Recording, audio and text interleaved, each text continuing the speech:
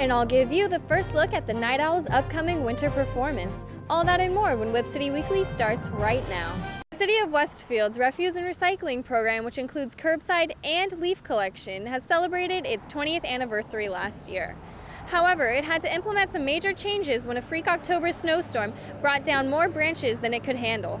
Barry Cyril, the recycling coordinator for the Department of Public Health in City Hall, explains the usual recycling program for the City of Westfield. Started in 1990, and it's been a pretty robust program ever since it started. The city collects at the curb single-family through five-family residences. A bout of snowfall in late October caused the Department of Public Works to make some last-minute changes to their pickup schedule. Well, there were some minor delays just because of the inaccessibility of the materials that were put out at the curb. Our DPW crews have been doing a great job getting caught up. The largest obstacle was what to do with all of the brush and fallen tree branches, materials the program does not usually accept.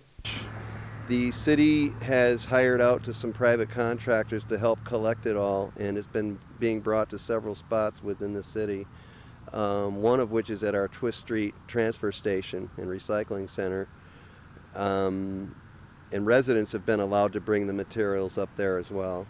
The temporary brush pile is now 2 stories high and will soon be chipped and turned into mulch that will either be available for pickup or sold to the citizens of Westfield.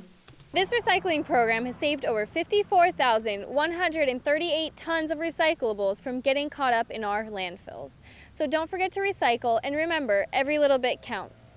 This is Emily Thomas for Whip City Weekly. Last week, Amtrak officials announced plans to improve the Pan Am rail line from Springfield to Northfield, Massachusetts, which would allow Amtrak's Vermonter line to return to its original route through Northampton and Greenfield. The route was originally discontinued in 1989 for safety reasons. Officials are confident that improvements to the 50-mile stretch of track will decrease travel time and appeal to more passengers, as well as creating 400 jobs in Western Mass. A $73 million grant will help to finance the project. Mayor Knappich wants to hear from the citizens of Westfield. On November 7th, members of the community will have an opportunity to join the mayor for a coffee hour. He will be happy to answer any questions and simply take the time to listen to any comments or suggestions.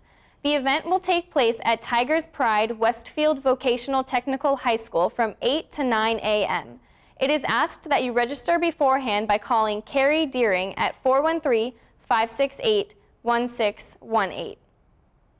All bottles are created equal. The Massachusetts Bottle Bill from 1982 covers those containing carbonated beverages, but excludes juices, water, and milk.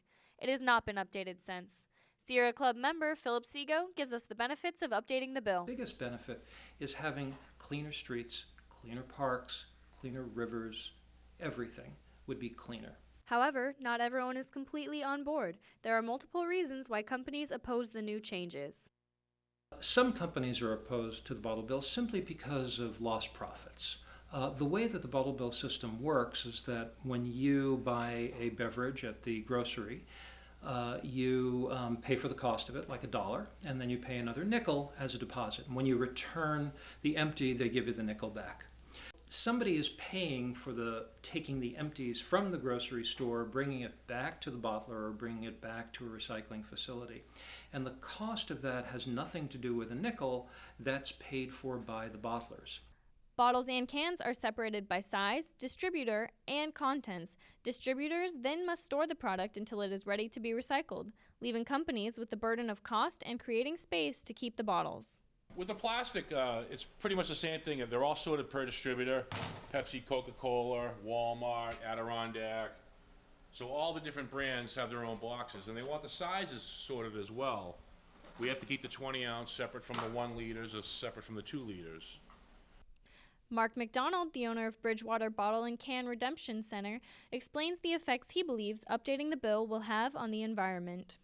Well, it's certainly to clean up all the litter on the streets, a lot less pollution. A lot of my customers come to me and ask me why they haven't expanded it so far, and it doesn't make sense to them that only non-carbonated things aren't covered by the bottle bill. If we extend the bottle bill to non-carbonated beverages, what will happen is that same 80% recycling rate will be extended to both products. State Representative Alice Wolf explains that Massachusetts is not the first to update the bill.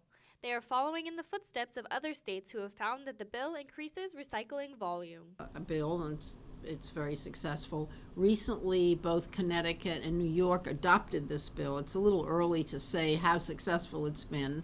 Hawaii has the updated bottle bill, and there are a number of other states around the country. The updated bottle bill is on the ballot for November 2012, and if passed, the proposed changes will be set in place in January 2013. For more information and to form your own opinion, log on to mass.gov and click on Energy and Environment.